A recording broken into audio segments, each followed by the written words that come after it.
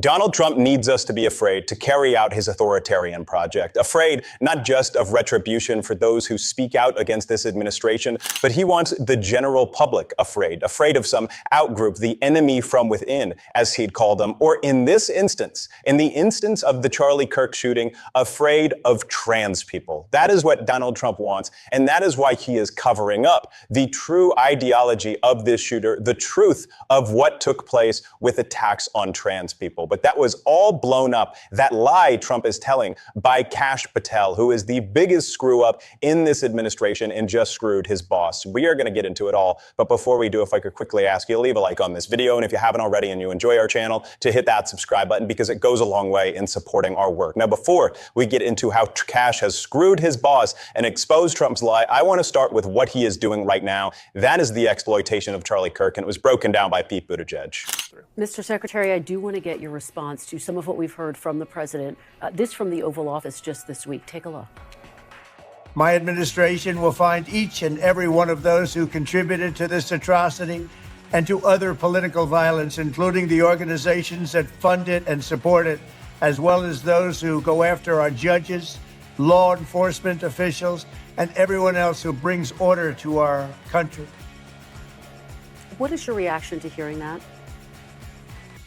I want to be really clear about this. This is an example of something that is hurting.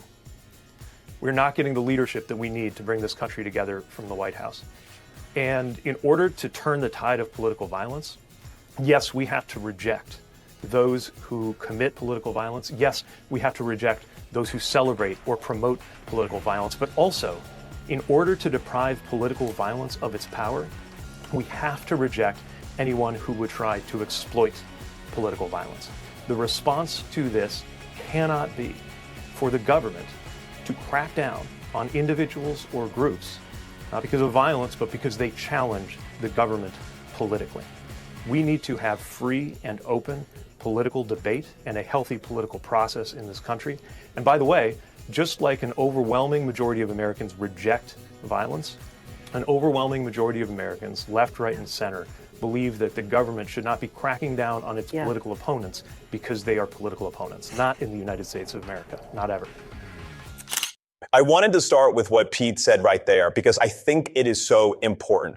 We point out what is taking place right now. And that is the conservative movement is looking for any opportunity possible to demonize trans people. They have spent day after day after day now telling us that we as Democrats have to lower the tension, lower the rhetoric in this country, while Fox hosts incite war, say they should euthanize the homeless, and declare war on trans people. Yet Democrats are being asked not to lower our rhetoric, but shut up entirely and not call out what they are saying, the violence they are provoking, the fear they are instilling in their entire movement. That is what this is about right now, and it's being directed at trans people. That is where Donald Trump thinks he can win, because his fear-mongering against immigrants, yet it's not having a ton of success when his illegal deportation agenda is underwater politically. It's why Donald Trump has very clearly pivoted, and it's why all Republicans are backing him up and doing so. Just listen to the governor of Utah defending Trump's attacks on Democrats. President Trump said nothing about the political violence against Democrats. In fact, he blamed the radical left. What's your reaction to that? Is that something you think he should be doing?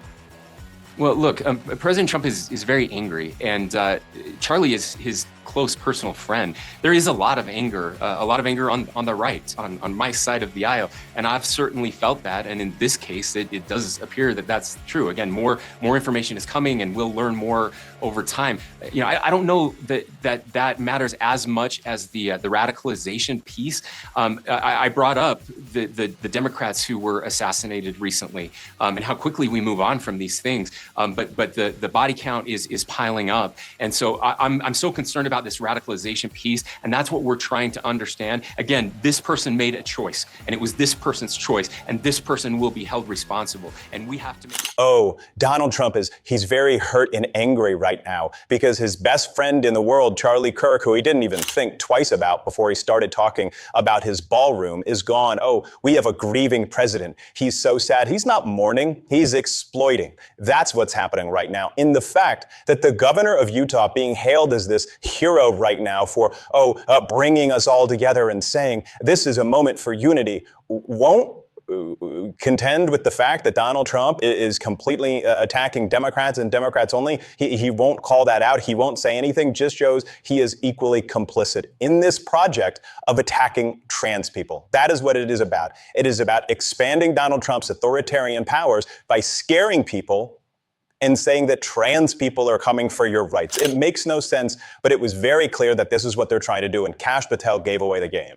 Today, Kash Patel tweeted, Charlie Kirk's alleged assassin lived with transgender partner who is now cooperating with the FBI. The article that Patel tweeted continues, Charlie Kirk's alleged shooter, Tyler Robinson, was living with a transgender partner who was in the process of transitioning from male to female. That individual, who is yet to be identified by the authorities, is now fully cooperating with the FBI on its investigation.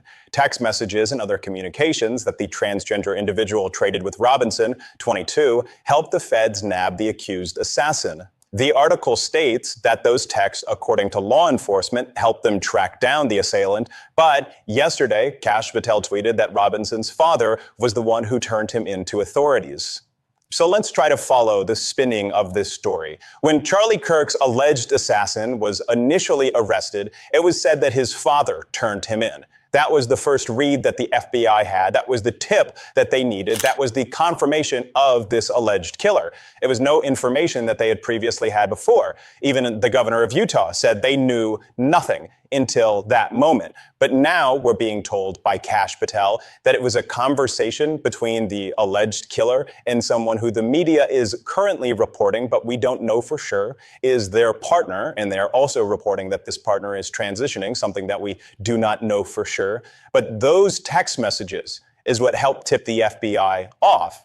What we also know is that the roommate of this Charlie Kirk alleged killer, follow this, said they knew nothing, that they are cooperating with the FBI, and they had no reason to believe that their roommate was going to kill Charlie Kirk. Again, allegedly. So if we follow this, first, father turns him in.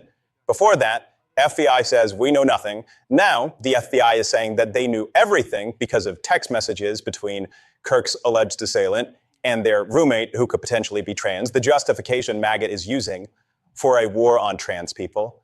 This isn't adding up.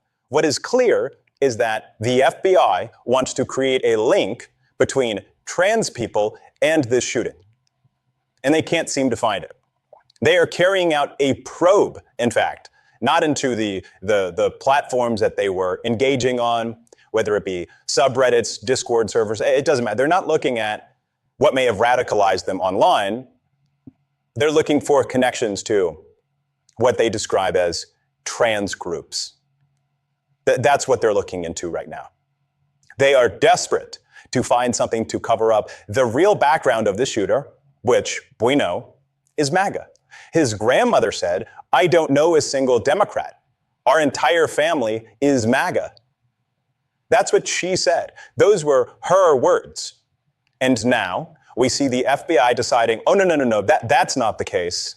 It's actually true that we were nabbing this guy because of text messages back and forth between him and a potentially trans partner, which had no indication that that was the truth in this initial reporting. It wasn't stated at the press conference.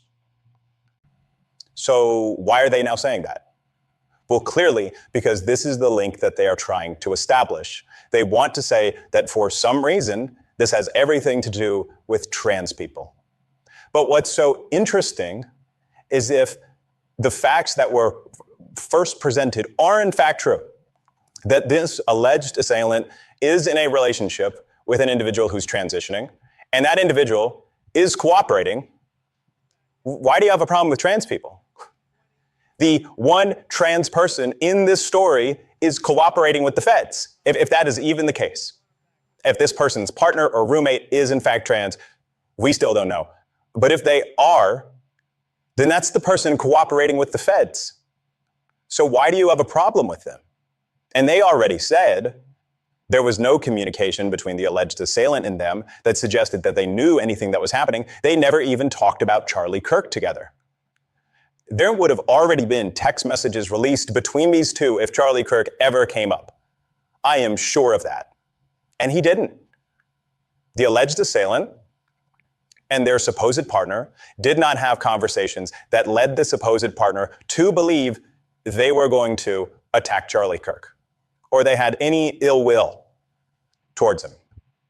So how is it then that Kash Patel is trying to change the narrative around the capture of the alleged assailant to squeeze in an attack on a trans person, pretend like the FBI did its job, and it clearly didn't, and now they're launching a probe? What if any of that makes sense to anyone? Because I'm surely confused. It just seems like they're covering up the true facts of the investigation. They're trying to sprinkle in their own wild conspiracies and bigotry, and that's it. That is what we're seeing play out right now, as that this is an effort to cover up the real facts of the case and the real facts of what took place, which is an extension of the epidemic of gun violence in this country, inflammatory rhetoric by the right, leading to political violence, ultimately was the reason that Charlie Kirk was killed. This has nothing to do with trans people existing in America, but they are making it obvious, they are exposing that that is what they are after. A reason to attack a marginalized group of people. That is what they want. They've given the whole game away. They're practically admitting it. Stephen Miller certainly did. The Democrat Party, its pundits, its allies, the educators, for 10 years have waged a campaign of eliminationist rhetoric against President Trump, against Republicans, against MAGA, against Trump officials. It has been willful and deliberate, Sean. The rhetoric that you played, the messages that you played in that clip are the same exact rhetoric and messages that are used. What other evidence do we need? Not really any. That this is what they're after. They're after someone that they can blame, someone that they can attack, someone that they can make the scapegoat. They are desperate for a connection to a person of color, a trans person, any marginalized group, so that they can say that this was left-wing ideology, that this was the colleges indoctrinating. That is what the right wants to do. They don't care about Charlie Kirk. They're not mourning his death. They're exploiting it to hurt people, to inflict more political violence, to intimidate. And we can't be intimidated. We have to see through the truth and call it out. That's what we're going to be doing on this show. And if you want to support that, as always, you can hit that subscribe button, leave a like on this video, and if you stuck around at the end, drop a blue heart in the comments. Keep fighting. Don't let them try to silence you. And until next time, I'll see you soon.